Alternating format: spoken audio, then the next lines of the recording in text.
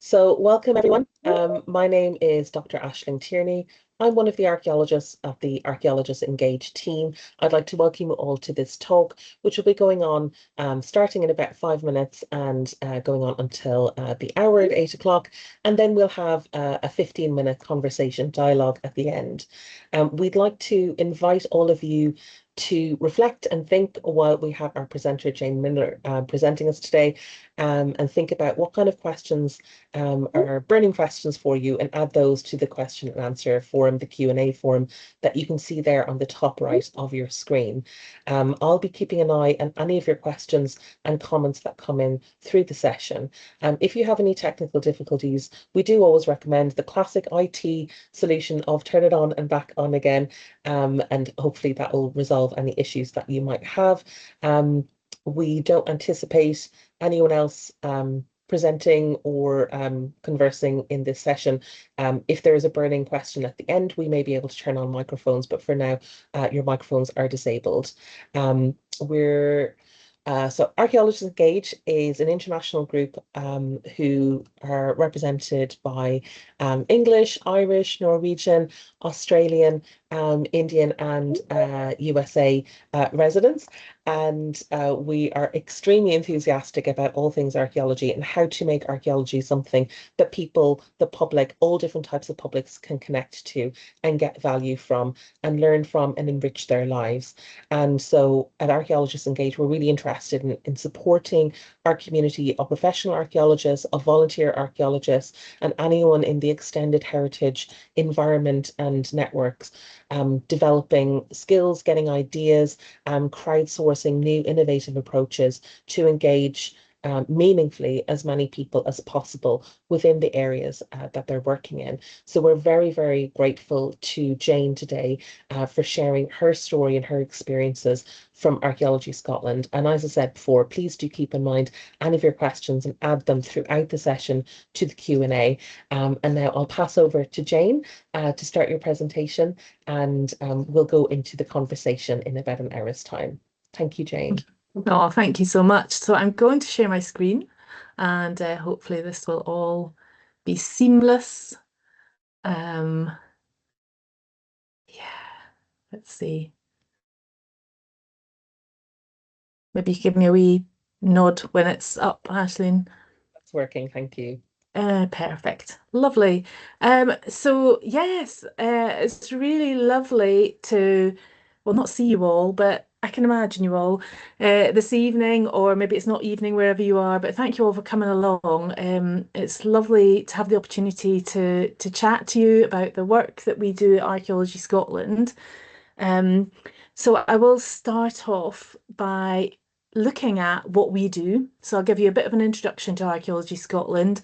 I know that some of you will be very familiar with our work. Some of you might not have heard of us. So I'll give a bit of an introduction to what we do. I'll then look at how we break down barriers to engagement. So how we engage individuals, communities, groups, think about the barriers that they face and how we break down those barriers. I will talk a little bit about archaeological learning because that's my kind of special interest. I should have said, sorry, I'm learning manager at Archaeology Scotland. So archaeological learning is my area of interest particularly. But I will also look at how we engage underrepresented groups and people before having a wee think about the challenges in doing all this work, of which there are many, as I'm sure you're all aware, and partly why you're probably here tonight. So Archaeology Scotland, so we are a charity, an educational charity, and we work to inspire people to discover, explore and care for Scotland's archaeological heritage and to enjoy it as well, to get out there and engage with the archaeology. And our vision and mission are very simple. So our vision, we want to see a future where everyone cares for, enjoys and benefits from Scotland's archaeology. And similarly, our mission, we want to support people of all ages, backgrounds, to discover, explore and care for Scotland's archaeology. And because we believe that by connecting people with archaeology, we strengthen communities and change lives. We were established in 1944, so we've been around for a very long time. We were initially set up as the Council for Scottish Archaeology, so we were the sister branch of the Council for British Archaeology. But I think it was sometime in the 80s we changed our name to Archaeology Scotland because it was felt that the Council of Scottish Archaeology was a bit of a mouthful and it didn't make us feel very accessible to most people. So we are now Archaeology Scotland, but we have been around for a very long time, over 80 years. And we're a membership organisation as well as being a charity.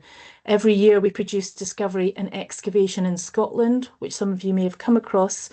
So DES, as we call it, is it's like the annual for Scottish archaeology. It's the bumper edition of everything that's happened in Scottish archaeology over the past 12 months, a kind of summary of every dig. So it's a really, really useful resource. And every September we run Scottish Archaeology Month.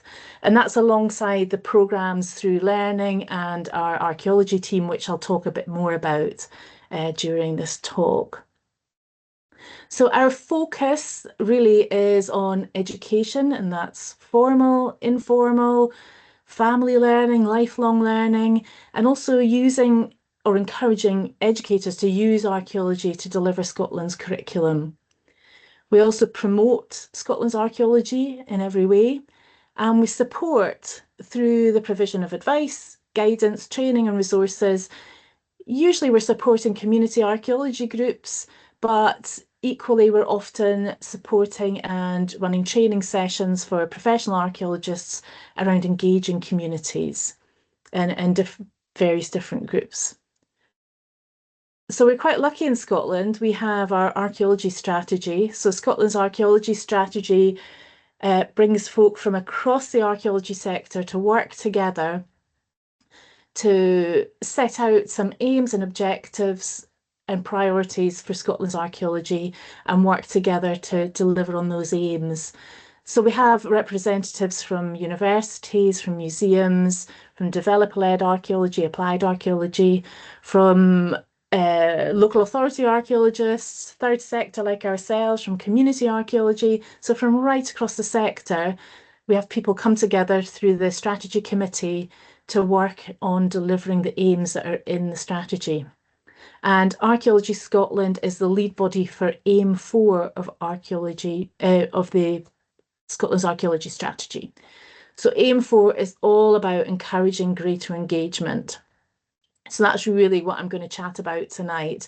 And that is really one of our core aims within Archaeology Scotland as well.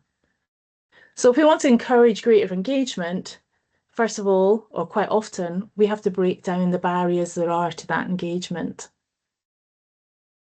And the barriers are multiple for many people across the country. So we have socioeconomic barriers.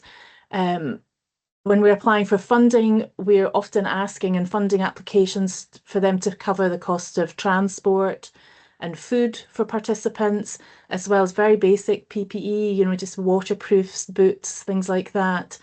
Anything that might stop somebody from participating because they don't feel they can.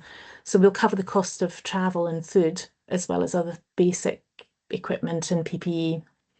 The lack of visible role models is an issue as well, so about representation in the sector. Age can be an issue, so minimum age requirements, and that's often down to insurance and other issues. Geographical barriers, certainly in Scotland, we have people in very remote rural areas where it's very difficult to access opportunities. And there's a general lack of awareness about what archaeology is and who can do it and who should be or could be involved. And a lot of the work that I do focuses on the barriers that young people are facing. So we set up an initiative that's called Attainment Through Archaeology, and it was initially set up to tackle the poverty-related attainment gap in Scotland. So the poverty-related attainment gap is where young people from wealthier areas do far better than their peers from areas of multiple deprivation. So it's not a level playing field within education. So we thought that we'd start this initiative, we'd work with young people in specific areas to work with them to see if we could help close that gap. So we do that by working with them in their place. So we go to them and we engage them with their archaeology, their local place. We explore the places and the stories that matter to them. And in the hope that it kind of raises aspirations. But we found as we work with them in small groups. It's often skills-based activities. We're working outdoors, and all of these things come together, and it really helps build their confidence, improves health and well-being, and ultimately we know that these things have an impact on educational outcomes as well. And at the same time, we're kind of supporting the work they're doing in schools. So a lot of the work they're doing in schools are then going outside and they're using it in a practical situation in a less pressured environment. So we've run attainment through archaeology projects across Scotland. Um, and we've also done a few attainment through archaeology courses with adults as well. So we are based at Newbattle Abbey in Dalkeith, which is not far from Edinburgh. And 2 years ago, we delivered an attainment through archaeology course for adults around adult numeracy. So there was funding from the Scottish Government, multiply funding, to support adults who weren't confident in their numeracy skills, were looking to get back into work, but felt that this was something that was holding them back. So we worked in collaboration with East Lothian Works, which is a local employability organisation, and we worked with a small group of participants using archaeology to give them more confidence in their numeracy skills. It turned out they were all pretty good. It was all a confidence issue, really. But archaeology is a lovely way to bring in numeracy and maths in all its forms. And again, it's you don't really realise you're doing it. It's so easy to bring it in through that. The other nice thing that our attainment through archaeology does is we get lots of creative responses to the project. So during the project, we are led by the young people to a great extent. So they're kind of planning their project as they go. We're following their interests, and they're producing lots of lovely creative responses to what they're doing, to the sites, the places, the stories they're uncovering. And we've had everything from Minecraft models to physical models, printing, comic making, timber circle making, just so many different responses. And a lot of them have made films as well, and those films are available on our YouTube channel. But I'm hopefully going to share one with you now. I know videos are notorious, but hopefully this works.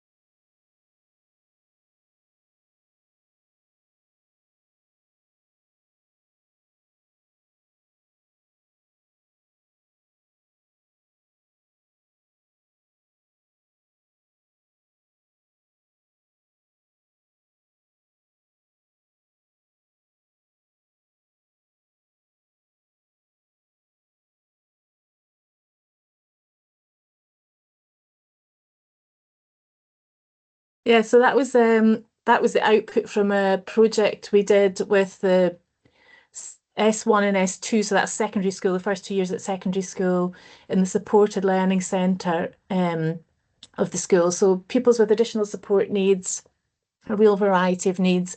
But that was one of their local sites. It's fairly inaccessible, but we were able to kind of do a bit of work on the style to ensure that our we had one young person who used wheelchair most of the time, but she was fairly mobile, so we were able to get her to site and get all of them to site and then explore that site for a whole week before creating that sonic postcard. So it's a nice output, but it's very creative the way they wanted to respond to that site. But they did some photography, photogrammetry as well. Um, Another, or the most recent attainment through archaeology project that we have done has been with another school in East Ayrshire. And this was work that came through our work with the Coalfield Communities Landscape Partnership area in East Ayrshire. We've had funding from them for the last few years to deliver workshops in school and to deliver attainment through archaeology projects with the primary schools and the secondary schools in that area. And we've continued that work on with this particular primary school. So they had worked with us before, they'd been on digs with us, they'd done some graveyard recording. And the head teacher came to us to say that she realised that the funding period had run out, but she saw the value in working on archaeology projects. She could see it in the children. So she wanted us to come back and work with them. And she used her PEF funding, which is the Pupil Equity Fund, which is the money that schools get for specific pupils who need a bit of extra support.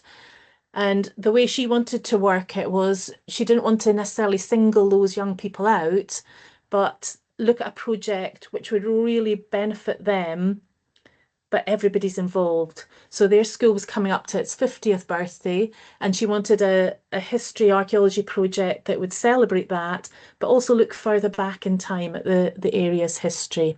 So we did a project with the young people.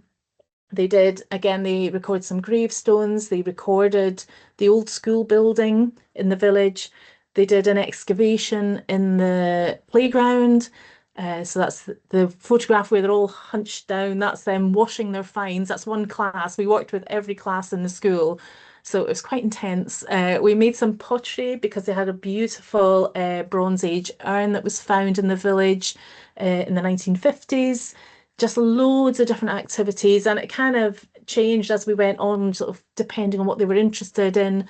A small group were really interested in creating a museum, so we set up a trip to one of the local museums where the urn from their village was in storage. So the museum got it out of storage for them to see. But the key thing about this was that the teacher really wanted an interdisciplinary learning project. She really wanted to focus on inquiry-based learning, and archaeology fits perfectly with all of that. And she was prepared to use our funding to do that. And the result was, the feedback from the teachers was that the pupils who really shone through the project were the ones that they would have focused that funding on anyway, because of the hands-on nature of it, because of the way we worked with them, and the way that they could kind of lead their learning. It just worked really well for them.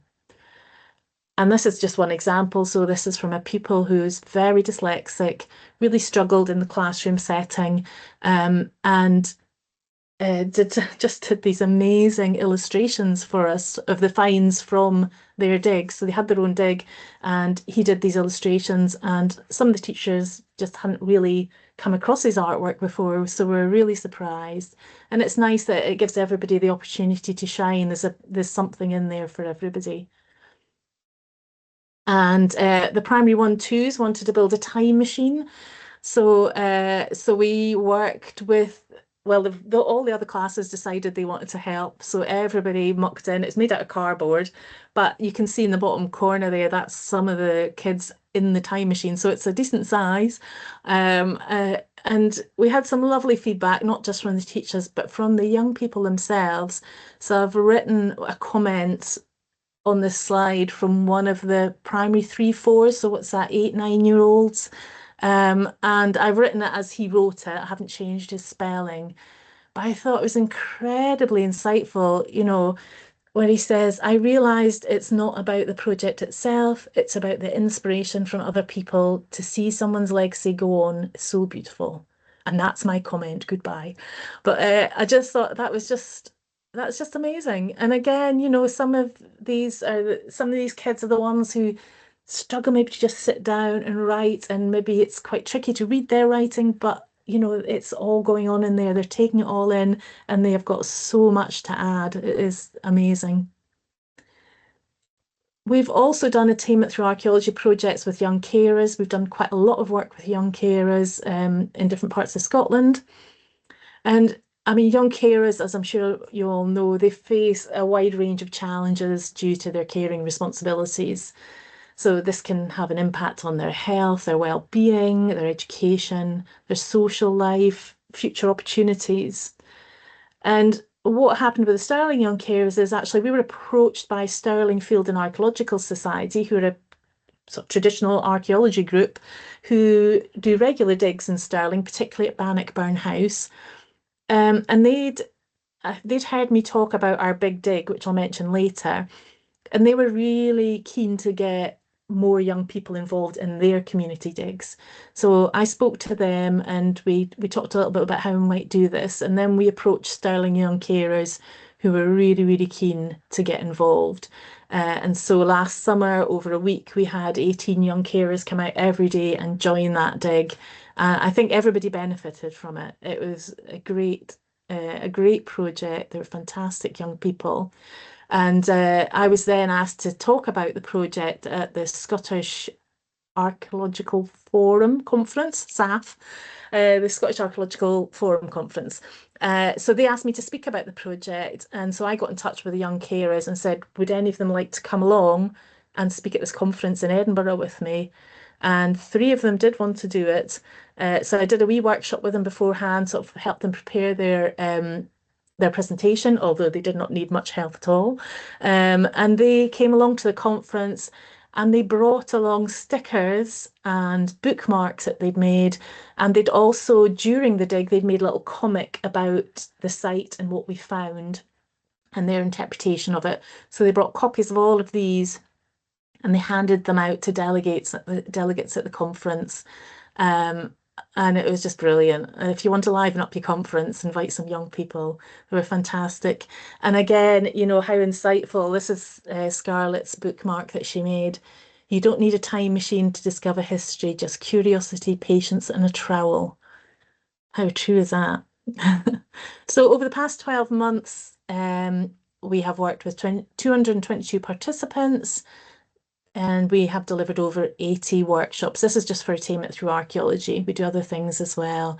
So you can see the ratios are maybe look a bit odd, but we have occasions when we are just working with two young people.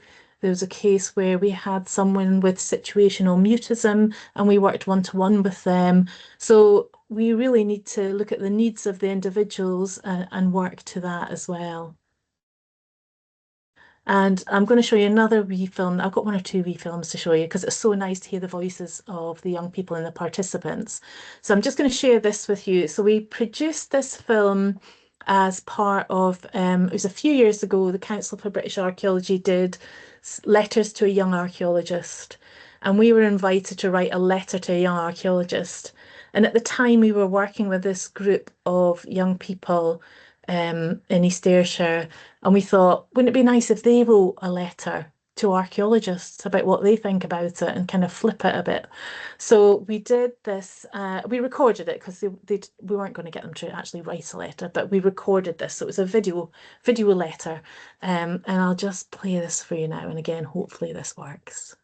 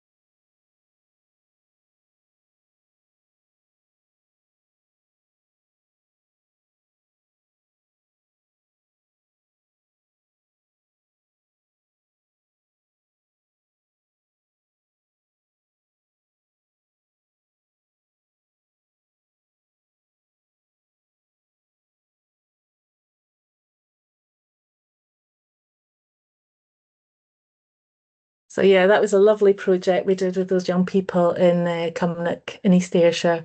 And I have to apologise for that. I think it's auto-generated subtitles. I don't know if you see those as well, but they're not particularly accurate. I don't think they're picking up the East Ayrshire accent very well. So that kind of leads nicely on to at the end there. It said about the young people getting Heritage Hero Awards. So Heritage Hero Awards are an inclusive award for archaeology, history, heritage projects that we've been running for, well, it'll be 10 years, I think, next January. And to date, over 36,000 learners across Scotland have achieved awards, and I think some in England as well. So it's free to use. If anybody is interested in using Heritage Hero Awards for their projects, please do get in touch. It's not just for Scottish projects. Um, the idea behind the awards, as I say, we wanted to make it as accessible and inclusive as possible. So the levels of award are based on the amount of time spent on the project. So it's not accredited, it's not assessed, there's no written work necessary. You can do it all just out and about, and you know, we have some groups who just kind of do sketches, do little films to record the learning. So we have the 5 different levels of award, but the main thing for the Heritage Hero Awards is that every person in the group, because it's meant to be a group award, every person in the group should be involved in planning the project, should be involved in some kind of investigation, so maybe interviewing an archaeologist or interviewing an older person in their community, looking at historic maps and photos. And then we like them to engage with the archaeology or the history. So maybe going on a site visit, maybe doing some historic building recording, some gravestone recording. And then they need to inspire others. So that can be through their artworks, like the Sonic postcard that we saw, or through, well, the guys in this photo, they did a rap about the old post office in their village. But we've had everything, exhibitions, displays, and everything. And then finally, they all need to reflect on the skills they've developed, the knowledge they've learned, and what they want to do next with that. So we also try and increase engagement with archaeology through producing learning resources and sharing learning resources. So across Scotland, archaeology isn't in the curriculum. So we work with partners across Scotland to highlight and showcase learning resources that will support teachers and educators to use archaeology in the classroom. So we run a website called the Heritage Resources Portal, and on that site are lots of different resources that teachers can freely download and just use with their learners. And we also create learning resources ourselves. So some of you may have come across the amazing books written by Matt Ritchie and others, but Matt's kind of behind them all. And Matt is the archaeologist for Forestry and Land Scotland. And he asked us to create a learning resource to help learners engage with his latest book, which was called The Bare Bones, which is looking at Neolithic chambered cairns on the southwest coast of Scotland, on the Isle of Arran, and in Northern Ireland and County Antrim. So when we looked at this, I definitely wanted to create something that was hands-on, and I wanted something that was intergenerational. So we worked with school children on Arran, we worked with junior rangers, so young people in Largs in Ayrshire, and we worked with sort of more traditional community archaeology groups in County Antrim, and they were all exploring these sites and responding to them. And from that, we co-curated a learning resource, which is a kind of toolkit cabinet of curiosities, which has lots of different activities, replicas, and real artifacts as well. And it's portable, so it goes out and about. There is one based with us at Archaeology Scotland. One is on the Isle of Arran at the museum there, and one is with in County Antrim with the Ballycastle Museum, I think it is. Yeah. So yes, there's lots of different activities, and this is what came from the primary school pupils. They loved the storytelling aspect, so we included story dice, but there's simple building blocks for even younger children, and then lots of artifacts to handle for other folk as well. So that's one of the more recent ones we have created. We also have created learning resources for Greyfriars Kirkyard. And this was in collaboration with Edinburgh World Heritage and lots of the local schools. And the key thing to creating learning resources we have found is to co-design them with the learners and with the teachers. And that way you're far more likely to get them used. I think we've often in the past created lovely learning resources, but if they're not usable, if the teachers don't connect with them, then they're not always terribly useful. Um, the Greyfriars Stories in Stone project was really interesting. It was actually just focusing on one particular gravestone in the kirkyard. It was a gravestone of Thomas Riddell, and the council were having huge problems with tourists going to this gravestone and trampling across the grass and creating all sorts of issues uh, to take photos of themselves by this gravestone. So I'm sure many of you know that J.K. Rowling used names from the graves in Greyfriars to inspire. It was inspired the characters in Harry Potter, the names behind them. And I've not read Harry Potter, so I don't know. But apparently Tom Riddell is the name of Lord Voldemort. So they had lots of tourists going to this particular grave, and the council wanting to deal with this issue, and we thought, well, wouldn't it be interesting to tell the story of the real Thomas Riddell? And so that's what we did. We created a learning resource to tell the story of Thomas Riddell, and it was a very interesting story, which brought in lots of really interesting and dark parts of our history. So there was Thomas Riddell worked for the East India Company.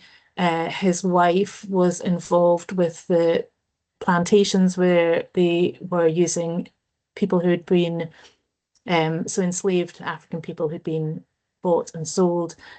So huge issues around this history. So we actually worked with Edinburgh Council's Equalities Officer who's working in school, helping to decolonise the curriculum in the schools. And she worked with us to make sure that the content was right, the wording was right. And she also helped us to look at it from a different angle. So it's always useful to have people with lived experience come in and add to your work, I guess. So we had kind of taken it for granted that we all go to church as we all love a graveyard. But of course it's a Christian graveyard. It's a setting that's very unfamiliar to many learners across Scotland. So she supported us to develop some information that the teachers could use so they could be confident in talking about the traditions and the burial sites of other cultures and other religions. So we included that in the pack. So as you can see, we're always working in collaboration with others. And the feedback from the teachers at that time was that they wanted PowerPoints they could edit. So we created lots of PowerPoints for them, as well as a handling kit as well.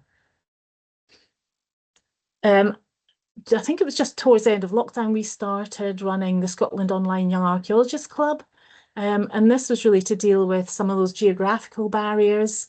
So there aren't that many YAC groups in Scotland. There's about 11, I think. So, you know, wherever you are, you're going to have to travel some distance, which just isn't feasible for many people. But there are a lot of children out there who have a real passion for archaeology. So we set up the Scotland Online Young Archaeologists Club, and we have monthly online Zoom calls with them. And we have young people zooming in from the Hebrides, from Aberdeen, Dundee, Glasgow, right across the central belt to the Scottish borders. So they come from all over. And we get lots of different people coming in to present. The picture here is from a session we did where we zoomed into a live excavation in Ardnamurchan on the west coast of Scotland that one of my colleagues was digging on. And previously he had been involved with the excavation of a Viking boat burial in Ardnamurchan. So we were focusing on that site, and then the activity for the kids was to create a Viking ship using tin foil. And this is a photo that one of the mums sent me afterwards. So we're always trying to kind of poverty-proof our activities, make sure that they're accessible to all. So just using everyday things that you'd have around your house, easily accessible. And even if it's a session where we're using something like clay, potentially we always send out a recipe for salt dough and say you can use plasticine, Play-Doh, whatever you need, whatever you have. And this one photo is from a session we did with Dr. Alison Sheridan, talked to them about the Dunragit Bronze Age jet necklace, and talked in quite a lot of detail about how these necklaces were threaded. And then the kids all had to go. And again, somebody sent me this photo afterwards. It's not quite the black jet necklace, but they've used their own materials. The tricky thing about this is the threading of the beads, which Alison went into great detail with them about, and they've actually managed to achieve it here, which is no mean feat. It's very complex to do. So it's a really good way of disseminating very recent archaeological finds and discoveries to a much younger audience. And we're always looking for people to do sessions. So if anybody fancies doing an online yak session, please do get in touch. And we have very limited capacity. We're quite a small team. So within my learning team, there are 3 of us, and we have the whole of Scotland to cover, which is just impossible. We set up an initiative called Archaeology Ambassadors, and this is mainly professional archaeologists who deliver archaeological activities in schools. We currently have 13, maybe 14 archaeology ambassadors, most from developer-led archaeology companies, but also from museums. And we will put them in touch with schools. So if a school gets in touch with us or a homeschool group, like this was a home education group in Inverness, so home education group in Inverness, and it's too far for us to go at that time. We didn't have capacity, so we got in touch with AOC in Inverness, and one of their fantastic staff went out and delivered a session to this home education group. And she's much braver than me because I wouldn't fly a drone in in a church hall, but they loved it, absolutely loved it, and she was fantastic. And the idea is that we support them to develop activities. But to be honest, they're all absolutely brilliant themselves. I will really whiz through archaeological learning because I know I don't have huge amounts of time, but this is something I'm really interested in. We talk about getting schools involved, and quite often we imagine, well, we just get them out on site digging, and we do, and they love it. But I think archaeology has a lot more to offer. So it really can help children, young people develop the meta skills that they need in the modern world, critical thinking skills, collaboration skills, all the things that we use every day in archaeology. And it helps them acquire skills and knowledge in a meaningful context when they're out doing a meaningful task. And it can help support delivery of the curriculum wherever you are, I'm sure. And it increases that sense of community, place, and belonging as well. At our base at New Battle Abbey in Dalkeith, we've created a little archaeological learning hub, which is basically a container with all our resources in it. But we also run workshops for schools around there, and employability and wellbeing programs for adults, which we'll talk a bit more about in a wee bit. We're also currently developing our archaeological learning framework. So really just to promote the benefits of archaeological learning and what it can bring to learners. So again, around those key meta skills, and also thinking about creating divergent thinkers as well. So I am just going to probably whiz through these, but I think the slides will be sent out afterwards, or it's being recorded anyway. So you'll be able to catch up on these later. Perfect. So I think this is really interesting, the way we have to think as archaeologists when we're looking at evidence, interpreting evidence, and creating hypotheses. And I think this is, it's really useful. There's lots of evidence to say that kids are really good at this when they're very young. But as they go through primary school, they start to lose these skills because they're not really encouraged as much as they maybe could be to think in divergent ways. So they're kind of looking for right and wrong. This answer is right, this answer is wrong. And it limits the way that they think. When they're very young, they're learning in a very kind of exploratory way, which creates really fantastic divergent thinkers. They make all these amazing connections, but they kind of lose that a little bit as they go through school, or they're not as vocal about it. So I think through archaeology, we can support this. So this is one thing we're developing is our framework. So linking archaeology to meta skills, linking it to the curriculum, to the 5 ways of wellbeing. In Scotland, we have an initiative called Developing Young Workforce, which is kind of early employability, but also skills development, thinking about archaeology and climate action, how we can support climate action and link to the UN Sustainable Development Goals as well. So this is something we're working on because we want to get this out to schools to really promote archaeological learning in the way that maybe creative learning has been in the past.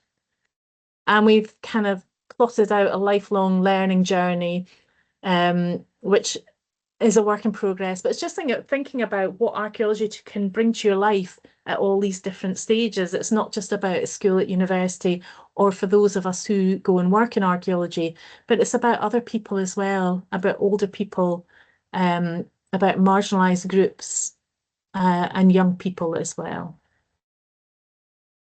So we do have I've talked mainly about children and young people. That's my thing, I guess. But we do have a lifelong learning remit. And we've done some lovely lifelong learning projects. So during lockdown, I worked with Alzheimer's Scotland and worked with them on a project, running online workshops with people living with dementia and their carers. So it was at a time when many people were very isolated, weren't getting out at all, and had very little interaction with others. So we set up monthly workshops, and I was really keen that these workshops would be multisensory. It wouldn't be like what I'm doing to you all tonight, just talking at you, but it was to make it as engaging as possible. So what I did is I would, before each workshop, the week before each workshop, I sent packs out to every participant. But we were really lucky because it was set up by Alzheimer's Scotland as part of their Dementia Cafe programme. So they'd done a lot of work with the people living with dementia and their carers to make sure that they were confident in using online platforms like Teams so they could join the online sessions. So they had done a lot of that background work for us. And like I say, I sent packs out every week before the sessions, and it might include so that you can see they're all numbered, so it's really easy to access. So they'd get maybe 5 bags in an envelope, and I would say, oh, now if you get out bag number 1, and I would show them on the screen a polished Neolithic stone axe head, and we'd talk about that. And I'd say, if you get bag number 1 out, and they get out the polished pebble, so they could feel the polished pebble while I was showing them the axe head. And then we would have a fun activity with the Play-Doh. It was mostly local sites we looked at. We looked at Stennismuir pottery, which has the lovely little faces on the jugs. And so they all made little faces, and we had great feedback from it, as much from the carers as from the people living with dementia. But I think everybody got something out of it, even when I made them sniff the raw sheep's fleece. So they can smell a sheep. So yeah, we love doing a bit of intergenerational work. We've done quite a lot of intergenerational projects. I mean, that's how we live, isn't it? We live intergenerationally. So why do we silo off audiences? This was a lovely project with a youth centre we work a lot with in Leith in Edinburgh, Citadel Youth. They're amazing, and they do absolutely amazing intergenerational work as well. And again, this was just towards the end of lockdown. So they're older participants. Some of them were quite isolated, but we had a group of boys as well who were really into their gaming. But we wanted to do an archaeology project with them, and the output, they just wanted to do a game. But obviously, older people didn't have Xboxes, funnily enough. So we agreed on making a set of top trump cards linked to the heritage around their youth centre. So they planned a 10-minute walk from the youth centre, a circular walk, and looked at interesting historical sites or archaeological finds on that walk. And there's a lot going on in that area, so we had no problems, including excavations from the trams as well, where they'd done facial reconstructions, a project called The Past Lives of Leith, whereas our participants did their facial reconstructions, complete with glasses. But they remembered walking past the dig though, so it was great. And then the idea is that when we came out of lockdown, is that everyone, the older people, the younger people, could go on that walk, and then after they had their walk, go back to the youth centre, have a cup of tea, have a game of top trumps, and look at the places on the top trump cards that they had explored. So they took the photographs, and it's a thing where you can upload them to the website and they create the top trumps. But the young people created the categories, they scored them, they did the whole thing. It was brilliant, absolutely brilliant project, and created a little map for the walk as well. So a really nice project. And earlier on, I mentioned the Big Dig. So over the last 2 summers at New Battle Abbey, we've been delivering something called the Big Dig. We've been really lucky to get some funding from the University of Edinburgh, who are trying to reach out to their communities around them and engage them. So we work with some students from the university to run a community dig. So our 2024 dig, the university were really interested in supporting local people to develop STEM skills. So we had lots of STEM activities as well as our archaeological excavation. And it was really intergenerational. I think the youngest participant we had was this wee girl who was about 2, I think. And the oldest participant was a little older than 2, a lot older. But wow, look at her go. So yeah, so we really enjoy running this. We did it last year as well. We have Edinburgh Young Carers come out each year, and they give us 10 out of 10 for fun, fun factor. Last year's Big Dig had a slightly different theme. So last year we were really interested in making the dig accessible and inclusive, particularly for neurodivergent participants. So we created quite a lot of resources to support neurodivergent participants. And we worked with Kim Curran from University of Glasgow, who was really supportive and helped us on that. Because, you know, it shouldn't be hard work getting involved in an archaeological dig. It should be accessible to everyone. Yeah, not hard work like that.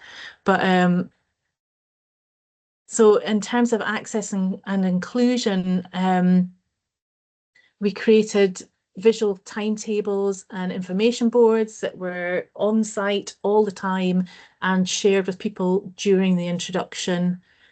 We sent out social stories before before people attended the dig. And social stories are really useful because they give people an idea of what to expect when they come. So that it reduces anxiety.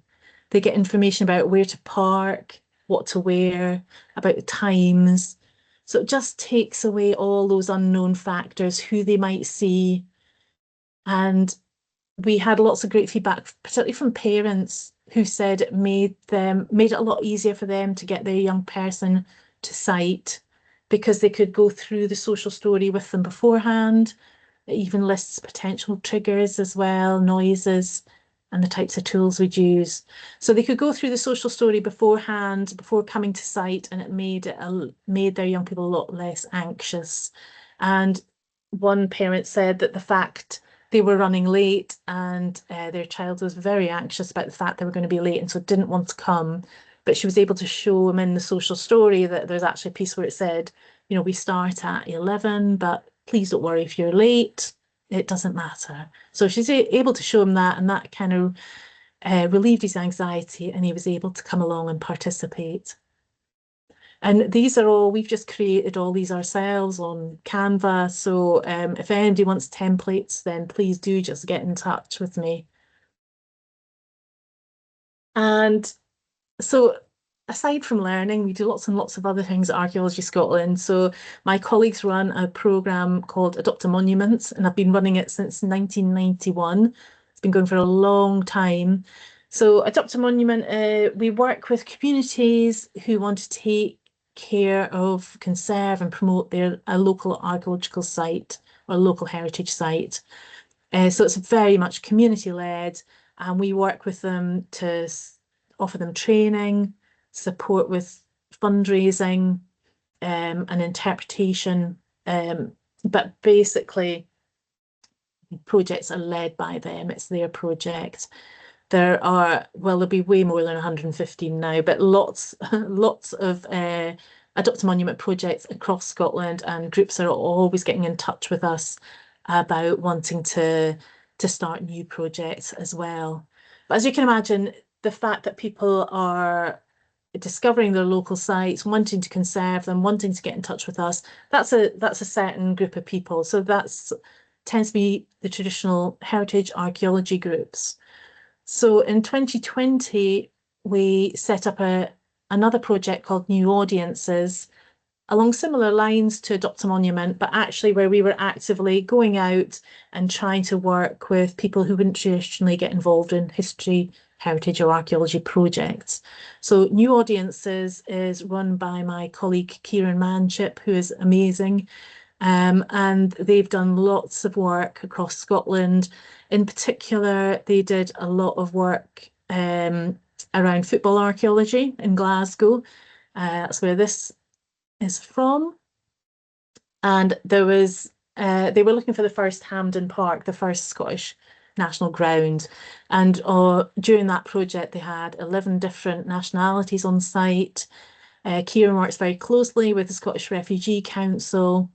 And the main aim for most people who join the project is they want to develop their English skills. They want to meet other people from their communities. They want to learn a bit about the place that they've moved to. And again, we're covering food and transport costs to help support their attendance and their participation. So yeah, as I say, they're wanting to learn the language, they're wanting to explore the cities that they've moved to. Some of the participants had been in hotels for up to 7 months, so it's an opportunity to just get out and do something purposeful with other people. Um, and one of the volunteers, who was an asylum seeker, managed to get a full-time place at college after the project ended. And more recently, we've worked in Dundee. We've had a good relationship and worked quite a lot with Dundee International Women's Centre, particularly with their ESOL learners, so English for speakers of other languages. So the ESOL groups we've worked with for a number of years now, and Kieran really heads up this work. So he's been working with that group most recently to develop digital skills and archaeology skills as well in Balgay Park in Dundee. So it's a group of about 12 women from various different backgrounds, from global majority, refugee and asylum seeker backgrounds, who've never done anything like this before, but they've formed a really lovely group. They're all friends now, get together outside of the project, and they've found it's really helped them with their confidence and their English language skills. But this was quite a nice one because they're also developing new digital skills as well. So a lot of the aims are around placemaking, widening participation, and just creating really positive, engaging learning experiences for people. So it encourages them to get out, and it reduces social isolation. I've got a wee film here, and I know I'm running out of time a wee bit. I'll play this one anyway because this is lovely.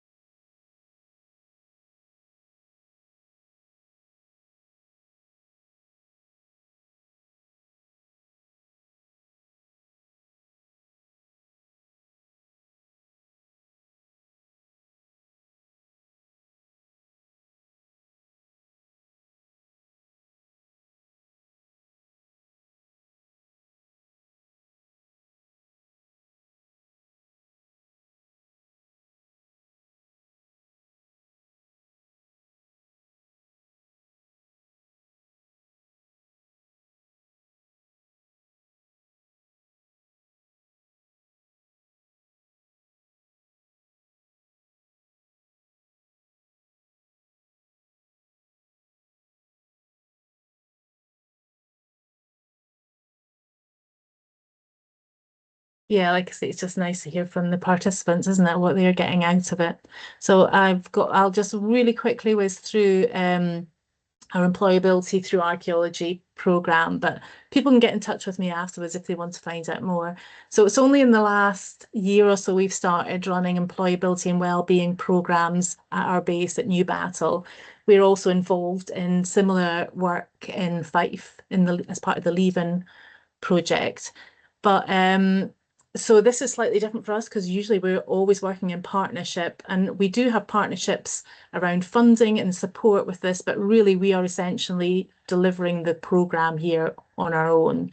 So we've been delivering employability and wellbeing programs for young people not in education, employment or training, parents looking to get back into work, and female veterans. So the first two are priorities for the local authority. And they have given us some funding to do that through various funding streams. And then we've received funding from veterans associations to work with veterans, particularly female veterans. And they take part in all sorts of activities, excavation, historic building recording, dry stone walling, interpretation, giving guided tours. And the main thing they're getting out of it is that it's really improving their confidence. They feel more confident in their skills. A lot of them were reporting that their communication skills, they felt a lot more confident communicating with people. And I think they just have a really lovely time. And a lot of them, when they finish their programs, are signing up as volunteers with us as well. So they really enjoy the experience. Oh yeah, I've not left time for challenges. Yikes. So challenges are funding. Oh yeah, everybody. I mean, there's virtually no heritage funding out there, is there? We're very little, but we get a lot of funding from local councils, like I just said. So for employability programs, health and social care partnerships. Kieran got some funding from the NHS in Dundee to run one of his programs, but we spend a lot of time writing funding applications, and that has a knock-on effect on your capacity to deliver, of course, as well. So for employability programs, sometimes it's difficult to recruit participants. You know, they're particularly young people who are not in education, employment, or training. There's a reason why they're not in employment, education, or training. You know, the systems haven't worked for them. So actually sort of reaching out to them can be quite difficult, and getting them involved can be tricky. Um, the key to all the work we've done is around building partnerships, but maintaining those relationships when you don't have a lot of capacity, it can be tricky. Um, in Scotland, accessible pathways into archaeology. Well, I mean, CIFA are doing some great work on that just now through developing an apprenticeship. But at the minute, a lot of the young people we work with, there are very few routes for them if they decide they want to go into archaeology. And I put safeguarding in as well because we are working with children, young people, protected adults. Safeguarding is huge. And continue to do a lot of work around that. Although I'm not sure we're ever doing quite enough. It's something that we try to talk about a lot as a team because there are always issues coming up and we need to protect our participants, our staff, and our volunteers. Um, and there's a lovely piece here that my colleague Paul wrote about our role as a third sector organisation, but I'll let you read that afterwards. But it's kind of sums up Scotland's archaeology strategy as well. We're kind of in between. So we're not academics, we're not developer-led archaeology. We work with communities, but we just do a bit of everything and try and bring everyone together, disseminate findings, and support people to do their own projects. And we are a membership organisation. I have to put that in. But yeah, we get funding from lots of different places, not enough places, but lots of different places. And I better finish there. I've run over a wee bit. Sorry, Ashlyn. I'll That is stop all sharing. good. It's all good. Thank you so much, Shane. That's absolutely amazing. I have literally pages of notes in front of me. I'm just gonna fix my view for now. 1 second, because it'll affect the recording. Um, so thank you so much. I want to tell you in advance that there's tons of ideas here that you've shared that I'm probably going to whole scale steal if I can. I was Great. really loved the visual timetabling. Um, kind of boards and the social stories before the dig, around that inclusion. And I really love that line about the archaeology should be accessible to everyone. And I think it's really, really powerful. And it's really difficult for many organizations to do in a way that is truly accessible. Even today, my captions, my transcripts for this video didn't start working for the first 10 minutes. But I did get it working for the rest of it. So sorry for that for anybody who needed those. But just on a practical note, just that planning, that organization, that thoughtfulness that you're putting into every aspect of your programs, I think there'll be a lot that people can take away from that. We've had a question in from Lynn Marie, and I'm just going to just pop open and make it so that everyone can speak, because that would be nice. So I'm going to allow microphones for attendees. If you're not speaking, if you can just make sure that your microphone is off, because otherwise it can be quite distracting to everyone else. So I'm allowing microphones now. So maybe Lynn Marie, if you'd like to turn on your microphone and ask your question. Hello, can you hear me? Yes. Yeah. Hey, Jane, thanks for a wonderful presentation. I'm also part of the AE group. I was just wondering, do you always have to donate your time to these projects, or does funding sometimes cover wages as well? The funding has to cover wages. So in nothing is voluntary. So we all are all paid to do this. I say that slightly hesitantly because we always end up doing more than we're meant to. But no, the funding covers our salaries. So we are all paid. Thank Is you. that what you meant? Sorry. Yeah, sort of. I was just thinking sometimes you can do these kind of projects where you get the some of the expenses covered, but you have to donate your time. Obviously you would be getting paid, but you would be getting paid from your employer. I Yeah. see. I see what you mean. Well, we are lucky we get some core funding from Historic Environment Scotland. So we do get some core funding from them. It doesn't cover everything. So we apply to other funders as well. So we're kind of taking from lots of different funding pots to ensure that that everything is paid. Thank you. Thank you, Jane. You have many compliments in the meeting chat, so you can have a look at those afterwards. Thank you everyone for your kind feedback. I think I had another kind of follow-up question, just while we have a few minutes left in this session. One of the things that you said was around kind of creativity, creative attainment, the value of creativity there. And I remember I had a student at a conference many years ago who asked a question about whether or not we thought our students were more or less creative compared to when they started their degree and when they finished. And it made the whole room take a sharp intake of breath. And I wonder if there's something here about kind of reflecting on how our education system works across the UK and other countries, because we've got lots of people from around the world here today. And I wonder about that leveraging that archaeology and public engagement and education can invite, that sonic postcard, all of those different artistic expressions. And I wondered if you could reflect on that value proposition and our value systems that we hold dear to us, and where they can be kind of pushed into with creativity. Yeah, I think certainly in Scotland, creative learning is quite highly valued, and certainly the young people we work with, it's really about them being able to respond and reflect on what they've learned. And I think yeah, I think I know when we first started doing this, a lot of people in our team were kind of saying, is the archaeology not enough? You know, we're a science, and is that not enough? But I think it's not about that. It is about people responding in a way that works for them. And certainly we find it really works with the children and young people.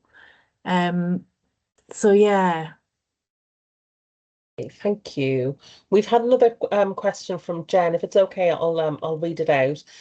So very much enjoyed that. Thank you.